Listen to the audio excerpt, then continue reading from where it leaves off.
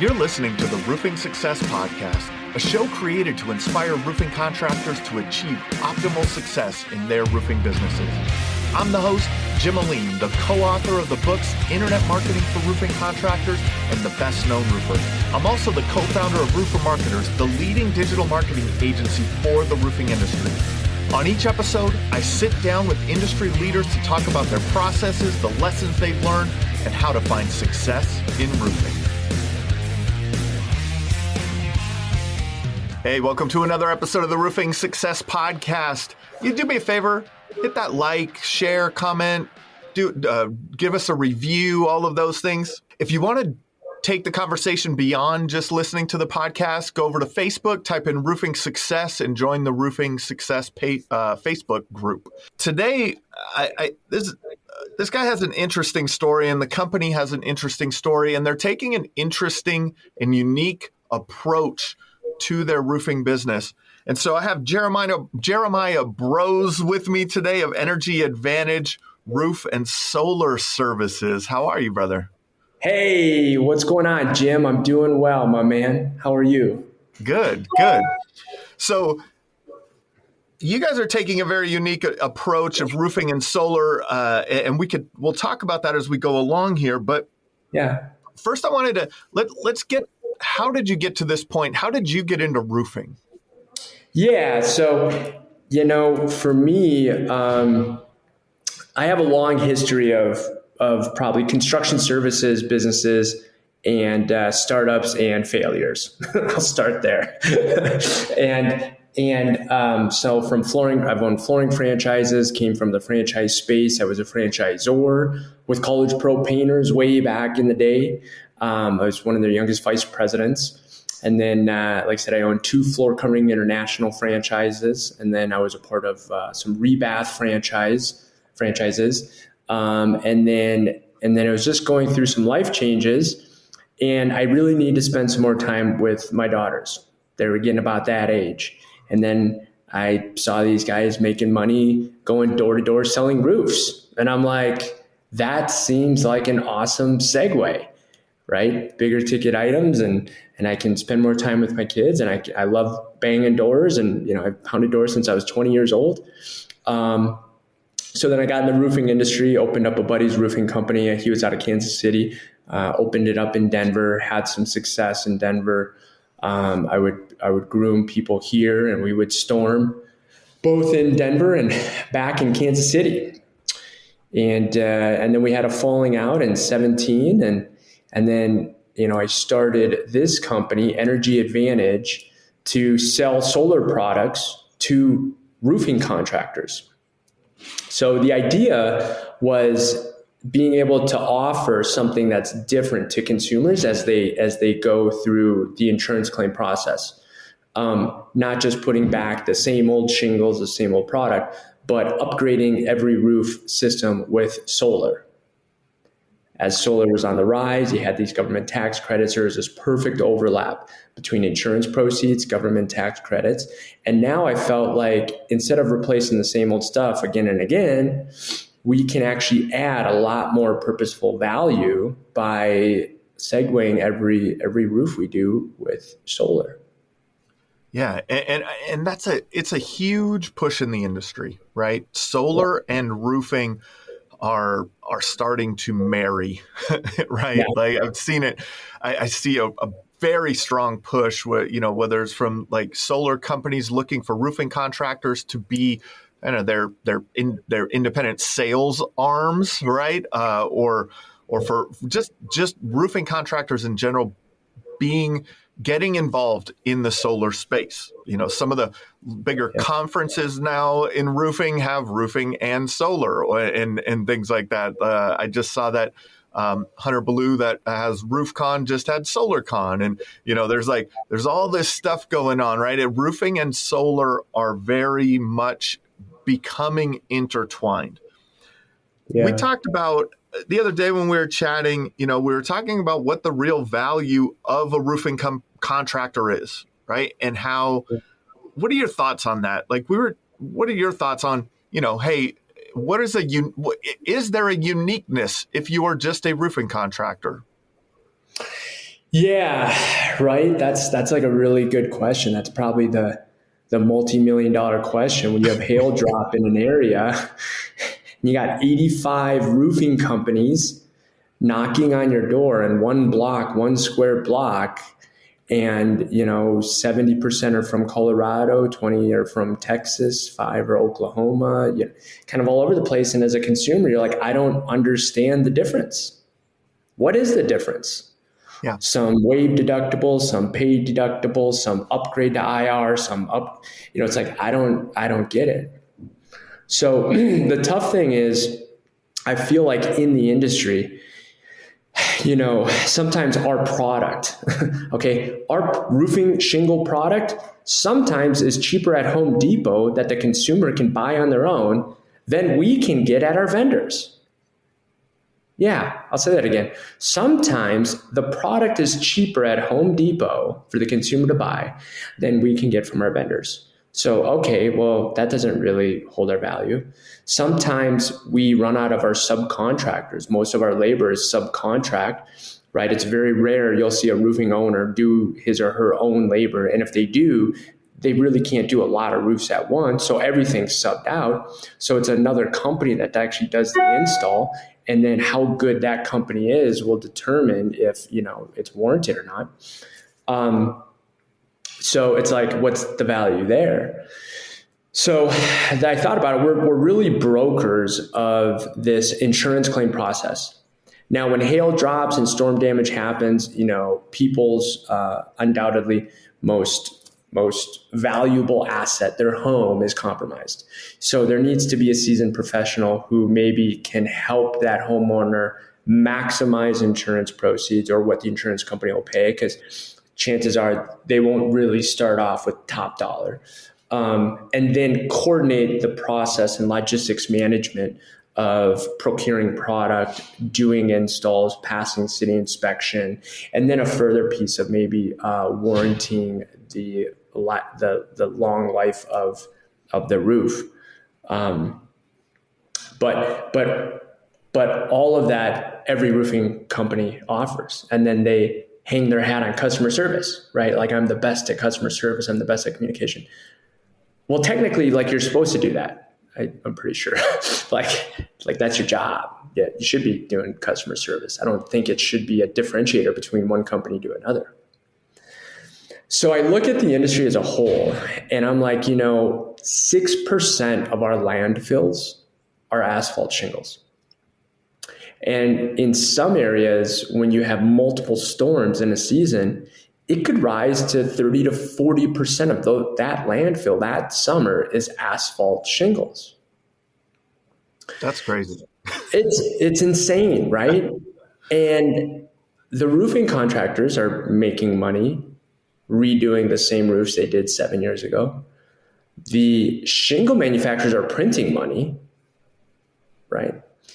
And the insurance companies, even though they're taking a hit, they will go make their money back for sure by increasing premiums, etc. So who's getting hurt? The consumer's getting hurt, the landfills, and the environment's getting hurt. Right? The consumer insurance premiums will raise and our landfills keep getting filled up. Where does it end? How does it end?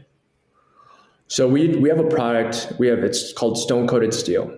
We, instead of pulling off shingles anymore, we will get a pass by the HOA, the insurance companies, the city, to do a layover system where we'll put the stone coated steel on top of the asphalt shingles, no more tear off.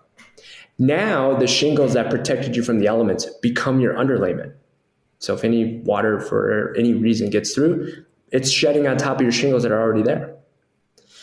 And then on top of the steel, we'll install solar.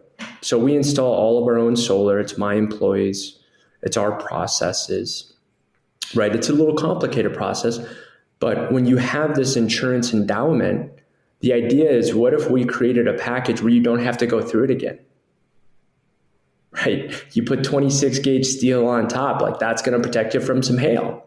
It's not, you don't have to go through this again. You put solar on top of the steel, right? Now you're producing your own energy because there's some overlap with the tax credit and the insurance proceeds. And now you have solvency from rising energy costs and inflation on a bill that's not going to go away from your home. So that was the concept and the birth of Energy Advantage, is how to be different and really offer, I think, some true value to the market. And then we service it for 25 years, right? Imagine this, a 25-year warranty on your roof, leak-proof. No questions asked. 25-year production warranty on your solar, guaranteed electricity, no questions asked. Now we're a part of the community. Now we're a partner with this consumer because we're hedging our bet to be around till the end, not just sell, get out, wait for a storm, resell, get out, wait for a storm. Yeah, that's what's interesting. That's what's interesting about when we had our conversation. I was like, yeah, you're just rethinking the value in what you're doing. Let's start with talking about some of the new products that are available, right? Stone coated steel is kind of a newer thing that's hitting the market over the last couple of years. I know we have some clients that are installing it. I've seen it down in Florida. It seems to be getting some traction down there because it looks so similar to the tile roofing systems, or it can look so similar to the tile roofing systems and things like that. Yeah. And then there's other, I guess. So there's stone coated steel, but there are also other products that are coming to market that are more hail resistant. What are your thoughts on those, like the F-Wave and some of the other roofing systems and some of the advancements that some of the manufacturers are making in their shingles also? Yeah, no.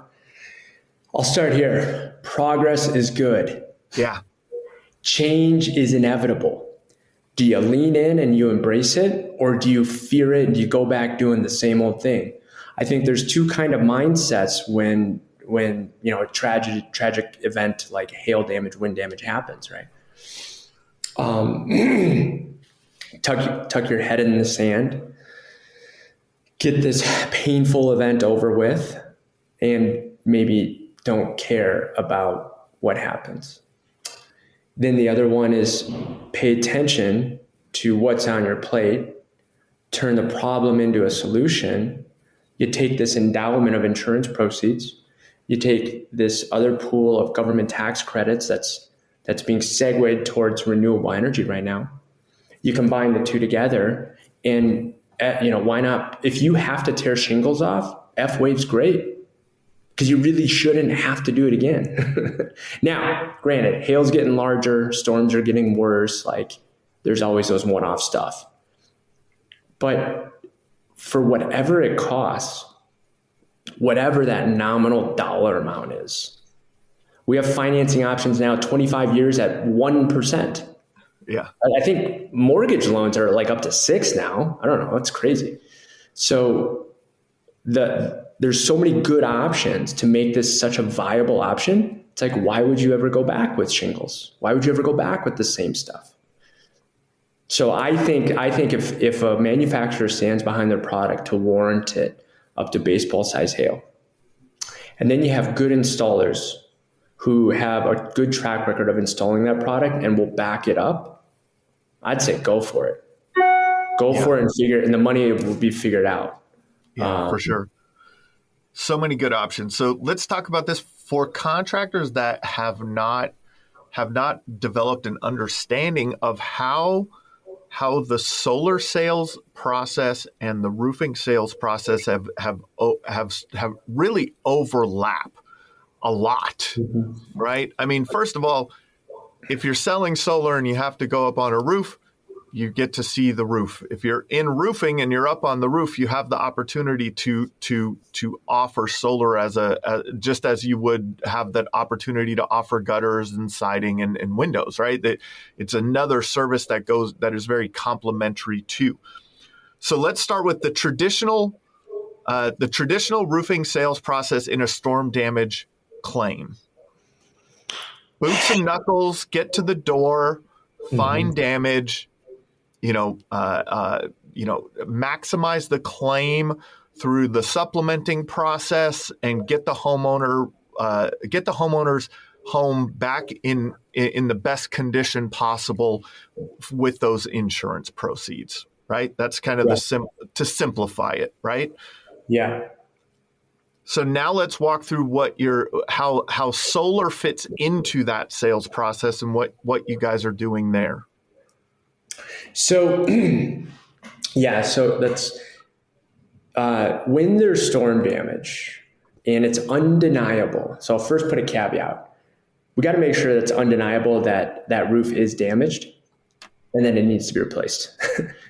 Sometimes, not all the time, but sometimes in the roofing industry, some roofers will stretch a little bit on what damage is, maybe in order to feed their family or line their pocket or whatever it is. But it's not always the case for the end user. So that's the caveat first. The roof really needs to get replaced. Okay, there's some real damage. Now, the customer has this money that's going to be endowed to them from their homeowner's insurance. That's why they paid it, right? And they have their premium bill, right? And that bill is going to go up, whether it's escrowed into their property, et cetera. It's probably going to go up that year because of the hail damage. They're already going to have some incremental costs that are going to be incurred higher per month. They have their energy bill, right, which is also a sunken cost that's going to be incurred every month. And then, statistics show that with rising costs of energy and inflation, it's definitely going to be more expensive next year than it is this year. It's not going to go backwards. That's almost a guarantee. So instead of going back with some of the same stuff, I think of it as like, how do you try and minimize some of those sunk costs that are not going to go away, right? You have this endowment of money. You can use the money, the insurance proceeds, to go back and do the same stuff. But if you go back and do the same stuff, you're still going to be hit with rising premiums and rising energy bills. If you can use that money in a different manner, right? To let's say, instead of tearing off the shingles, you put the stone coated steel layover on top. You're doing some good for the environment. And you're getting a premium reduction. You should be getting a premium reduction. I think most insurance companies still offer a reduction for a class 4 product, right? Plus, you're saving energy because it doesn't heat up like shingles do. The asphalt don't heat up. So you're actually saving energy during the summertime on the house by switching this product. And then on top of it, overlapping some solar, right? Because the ITC, there's these federal instructions called the 5695. I would encourage everybody who's getting solar to read their 5695 federal tax instructions. But it says on there, if certain components of the house need to be upgraded, i.e. the roof component or that portion, because it's leaking, et cetera, right? Some of that can qualify. Now, check with your tax advisor. I'm not a consultant. I'm not a tax attorney, right? But there may be some overlap then on that ITC with that portion of the roof. And now you're getting this complete package that's shrinking your premiums, shrinking your energy bills, and you don't have to go through this again. And that's how we intertwine some renewable energy and some other viable options other than shingles into the process. Nice. And so it really makes sense. And I would say that one of the key points here is that you're able to, you're using kind of two things at the same time. You're using the tax credits that are available to customers, maybe three things, right? Tax credits available to customers, insurance proceeds, and the financing that is currently available in the market. Are those the three main components to the sale of how you're getting this done and maximizing the benefit to the homeowner?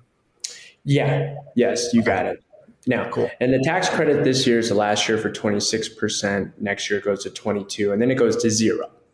Yep. Right. So that's not going to be around forever, but maybe something new will pop up, maybe something different. So it's If they don't change it, how will going to zero affect the financial benefit to the homeowner if it goes to zero? What will it still make the same sense as it does now with that tax benefit? yes, it'll have to. It has to. So what I think will happen is when the tax credit starts to diminish and goes down, you'll have these dealer fees because you finance all solar options. It's rare people pay out of pocket. Yep. So when you finance the solar options, you have a dealer fee. It's like a closing cost for a mortgage. The dealer fees, ironically, for the longest programs are 26%. The federal tax credit is 26%. So it's kind of ironic that they're the exact same number. I wonder how they came up with that. Yeah, that's so interesting. Yeah, and I don't work in a bank, and I don't run the algorithms, but that's my assumption. Okay. Is they're probably stabilizing what is a fair market price. My assumption. It's my assumption. Okay. So as the tax credit goes away, the finance or the dealer fees will start to diminish. Okay. And then hopefully whatever you're paying for your energy bill, we can still get you into a loan at that energy bill right now or less. So, a lot of this stuff really should be penciling if it's at your energy bill or less. Yeah. And that's the ultimate kind of final sales pitch, right? Is that, hey, we can do all of this for you and everything is going to be the same cost or less than your average energy bill for your home currently. Yeah. And what we want that's a little different is we want to warrant your property for 25 years. Right? We want to guarantee that it's producing the energy we say it's going to produce. We want to guarantee that when we redo your roof, it's not going to leak. Right? We want to guarantee that you have somebody who's got your back that can come out, do some inspections, check your inverters, check your equipment, make sure you're firing. We want to guarantee that for 25 years. So, we're creating a direct market basically sales program where we're realigning sales commission instead of paying salespeople, figure out how to put it back in the customer's pocket and then back into a service program for 25 years. Because I think that's a business that'll be around. It's not just get this sale today and beat out the 85 other contractors knocking on your door. No, it's like, well, I don't even really own my roof. Energy Advantage does. I'm good for 25 years. They come and take care of all of it and are solar. Like we're the trusted partner and it doesn't cost me a dime. What are some of those ongoing service maintenance things that you're doing on for solar and within the roof during that time frame? Yes, that's a great question. So one, I think of just an 18-point inspection checklist.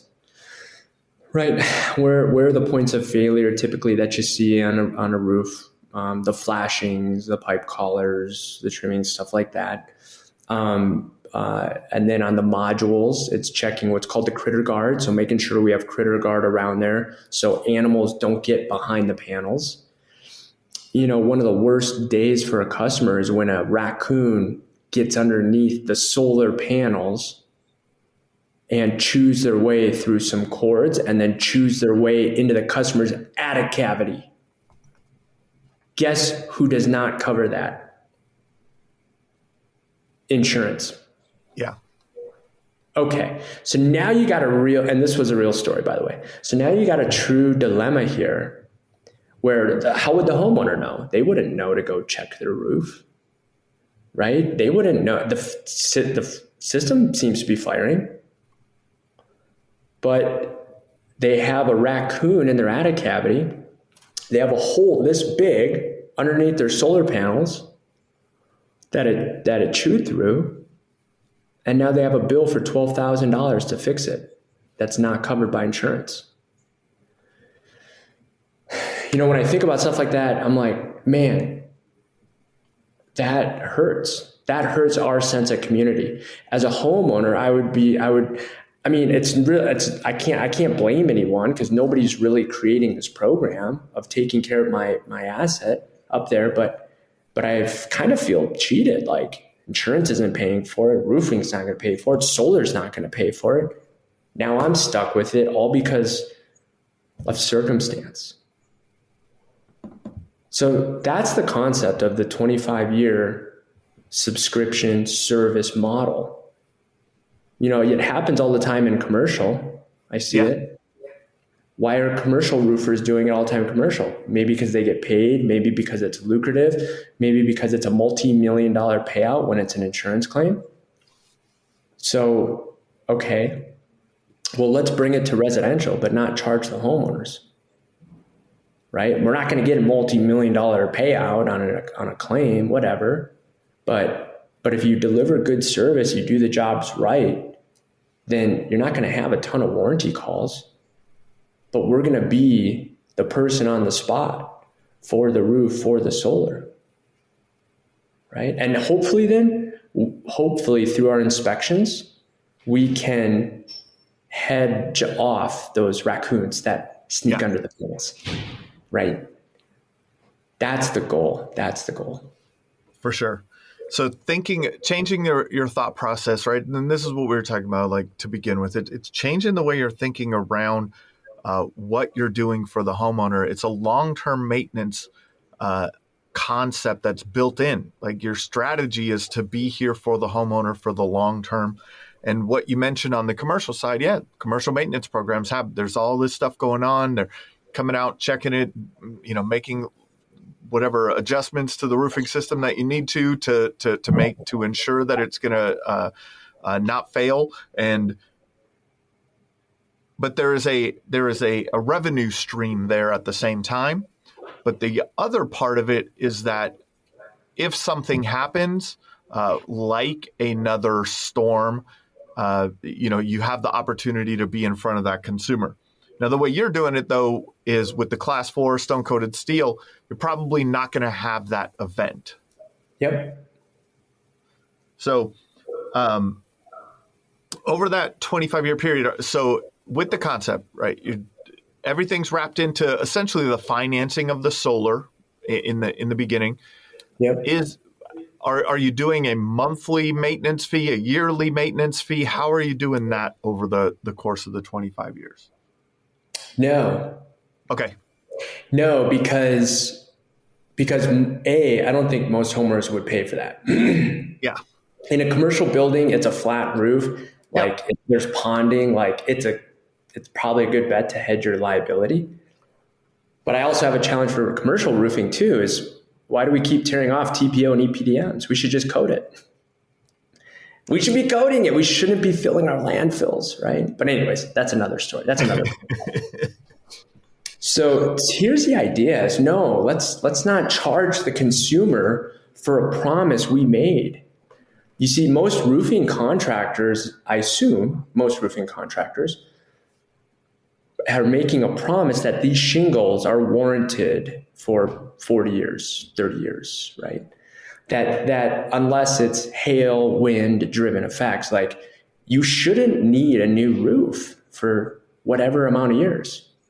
I'm just asking for 25.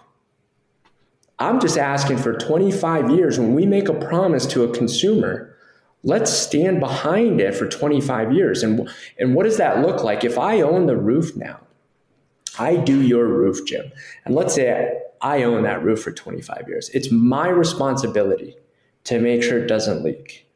And we put solar on your roof, right? Which by the way, send me your energy bill so I can get you that free solar.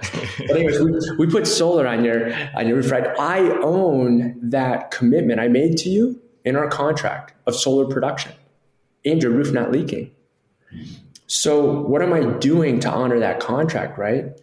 Well, I want to make sure that I'm proactive around, the raccoons, the squirrels, the stuff insurance is going to pay for that's going to dig into your. So I want to go out and I want to inspect, right? Whether it's a year, whether it's biannually, right? Every 2 years, Just getting out there, that's showing you that I'm doing my due diligence of being responsible, turning in a PDF file, 18-point inspection, pictures to back it up. And then let's say, hey, Jim, for $330, we can clean your windows up there on your second level. We can clean your gutters out for $150. We can wash your panels for you, wash your mods.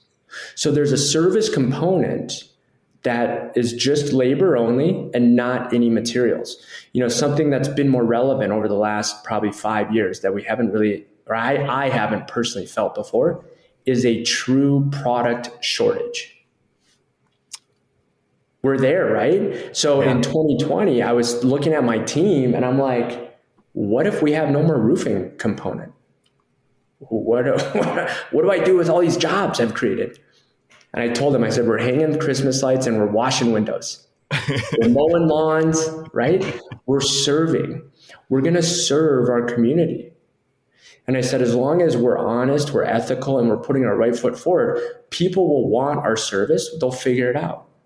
Like, think about the restaurants here in Denver, right? That all went out, due to COVID. And then how the community rallied once they got the opportunity to support local restaurants. Go out and eat, go out and, you know what I mean? That sense of community is what we strive for. That sense of community is what I want. And that sense of community does not tax the people, but that sense of community serves and it gives. And that's the premise. That's awesome. Now let's go back and talk about a little bit of the current contractor dealer model that's most prevalent in the solar community, right? Or in the solar and roofing space. What I've seen is there's a lot of big solar dealers that contractors kind of sign up with them and they do all the install and they manage all of that. The contractor just becomes a sales arm of that solar dealer, which I don't, there's great benefits to it, and but there's probably also some negative things that go along with it.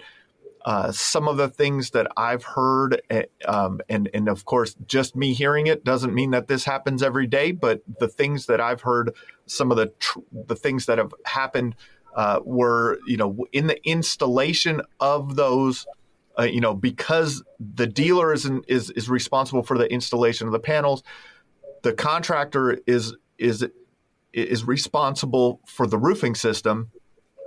That there have been incidents. And I don't know how much this happens or not, but there have been incidents where the roofing system was compromised by the solar install, and then the contractor is essentially liable or on the hook, at least from a perspective of that's their homeowner, right? That's their customer, and so. What are you seeing? What are the different models that are out there for adding solar as a service to your roofing business? Let's start there. Right. Okay, so you bring up a really good point. We want to teach roofing outfits how to install their own solar. So I'll say it again. We want to teach a roofing company how to have their own employees do the physical installs of the solar. Why? If a roofing company or contractor does their own installs, they're 100% accountable and liable for that roof. Right? There is no pointing fingers. There is no this, there is no that. What does that do for the consumer? The consumer has one point of contact if something happens over that time span. I think that's really important.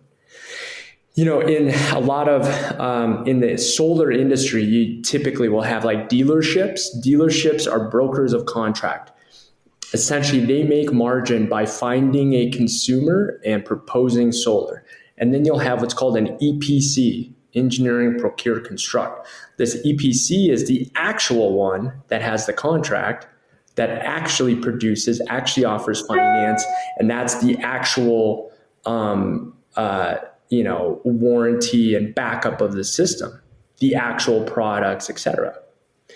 So if this EPC, let's say, is $2.50 or $3, right? Well, this dealer over here is charging $4.50. This dealer over here is making $1 to $2 a watt. Let's say 40 to 50% of that ticket, but they're not actually doing anything except bringing the homeowner to the dance and getting them interested. It's all the EPC over here who's installing, warranting, delivering product, procuring product, permitting, you name it. So in the industry, it's like interesting. There's a piece of the component that's kind of rides on it almost parasitically, right? That kind of rides there on bringing people to the dance. And I think they're probably, the salespeople, they're probably getting paid too much. Like eventually it's going to have to equal itself out, where the true cost is over here with what the EPC is actually delivering, because that's the actual value. So for a roofing company, if they're allowing somebody else to actually do the contract, one, they're creating 2 points of contention for the homeowner if the roof leaks. We don't want that. We don't want businesses that are pointing fingers at each other all over this contract. And then two, the EPC is the one who owns the service of that product and that roof, not the roofer. Because that contract is with the EPC, not the roofer. Right? And so, yeah, I think the model's going to die, in my opinion. I think as homeowners probably wisen up, they're like, there's too many chefs in the kitchen. There's too many hands in the cookie jar. Like, why can't we just streamline what I want for a very fair value market price and give me one company that can produce what I want, both roofing and solar, and one company that'll back up their guarantees for 25 years. That's really where both industries need to be. If we're going to come together, roofing and solar, it can't be roofing contractors trying to monetize as dealers on solar contracts, but providing no value except bringing somebody to the dance. That's in my opinion, that's kind of opportunistic. Yeah. Right? We're taking even more from our community just because we now sell solar, whatever. We need to convert 32.5 million homes to solar in 8 years. Like from federal down, that's our initiative. There's over 65 million homes that have solar capability, and we have to convert 50% of them in 8 years. And if we have people tearing each other apart, trying to get the last cookie in the jar, we're just getting in our own way. That was someone, I was talking to another contractor a month or so ago, and that was their biggest struggle with the EPC dealer model. And so what are you doing differently? And what model do you think, is going to win in the end? Yeah. So one, we do all of our own installs. So it's my employees. We do our own installs. We bring it together. Now, what we offer for other roofing companies is we want to teach them how to recruit, hire, train solar labor, put solar labor on their payroll, how to orchestrate the logistics of solar install. And then we will partner up on the procurement side and help out by procuring product, the right inverters, optimizers, panels, racking, railing, licensing, permitting, design to make sure it's done right. The electricians, the licensing, the inspection process, all of that. The roofing company is going to learn how to market, sell, and install. And then that roofing company is going to service that customer for 25 years. That's part of the deal. They need to get on board with servicing every roof and solar combo they do for 25 years. Because if they can't do that, they will never be a part of our program. The program is built around community. It's not built around maximizing margin today, getting out, and then the people who take the lion's share of the margin are not around in 25 years. that model innately will kill the sense of community. That's about take. Yeah, so that's the key component there is that the roofing contractor needs to take control of the install of the solar. You got it. And think about it this way. I have two daughters, right? Two teenage daughters. And I'm always like, look, if I die tomorrow, how are you going to be? Have I taught you enough where you can survive?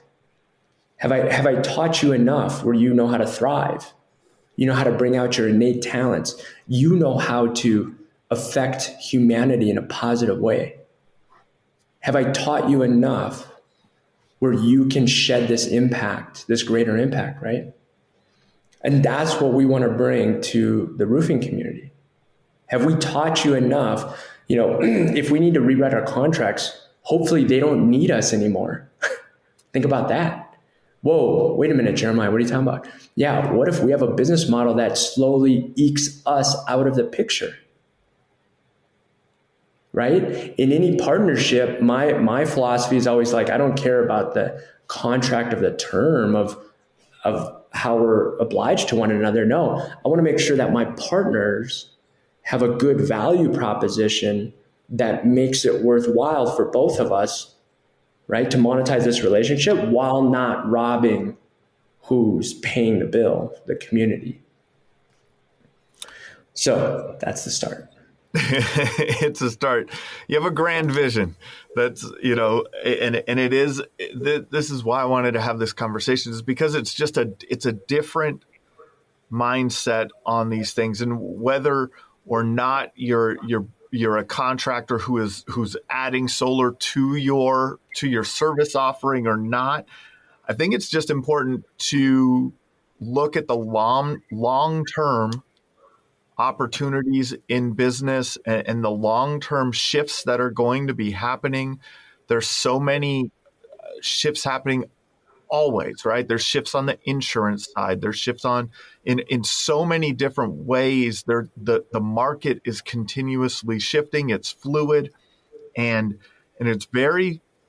You have to have the mindset that you're looking down the road far enough to know where you want to go, and sometimes coming up with a new concept and a new idea and bringing it, and bringing it to market and seeing if it'll work, because that's Right. that's the true test of anything in business is, will this work? So I like to ask everyone, on the show is, what can you share with our audience that is the greatest insight that you could share with our audience that will help them find success in their roofing business? Yes, great question. So define a hard differentiator, not a soft differentiator. Customer service is a soft differentiator. Like, that's your job. You're supposed to do that. Let's start there, okay? When somebody calls, as a business owner, when you sign up to run a business, you've made a commitment for anybody who's called you, that's a client or a paying customer or an employee, that you're going to return their message within 24 hours. Okay, so I'll start there. Okay, that doesn't rise you above the tide because you do that. It does sometimes. Yeah, right? Yeah, that's our job. Yeah. Right. And granted, we don't, every time that something happens, it's not always advantageous to us, profitable, and it doesn't always sink us. But one promise that we collectively will always make as a business owner to our market and our consumer is that we will respond, we will put our best foot forward, we will be fair, and we will communicate, and we will grow through this together. Okay. So what is the hard differentiator?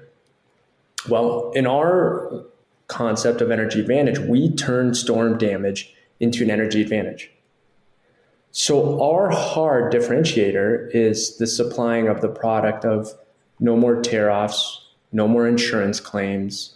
Well, hopefully no more insurance claims, right? Renewable energy tucked under one contract, one company, and we back it up for 25 years.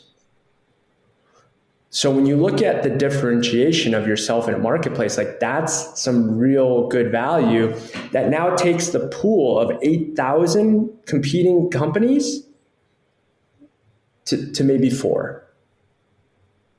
Right? So when you're creating a business, it's like how can I find a relevant need in the marketplace, but create a value proposition that is such a unique differentiator that the pool of competition has just shrunk to only 1% of viable options.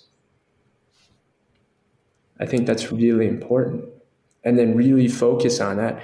And if it has legs, like saving the environment, sense of community, financial safety, whatever it is, right? If it has legs in that, and then it's purposeful and it can create so much more, right? And then I think for us as business owners, sometimes we get caught in this fear that we won't make it. We won't make enough money to provide for our family. We won't make enough money to provide for our employees. We'll have wasted all this time, and eventually we run out of time in our life. But when you drive off purpose, right, and every single one of our roofs is saving the landfills, every single one of our solar PV is saving, reducing greenhouse gases and carbon emissions. And we're literally saving every project we do. Now that purpose supersedes the fear of making it, of making the money. That love is a better motivator of energy than the fear of not making it. And finding that purpose is really hard sometimes. Awesome, man. This has been another episode of the Roofing Success Podcast. If you would like to generate more revenue through your digital marketing efforts, please visit roofermarketers.com to get a copy of the book, The Best Known Roofer. Also, check the training section of the website for guides on everything from running effective pay-per-click ads to how to properly set up your Google My Business listing. Thanks for listening.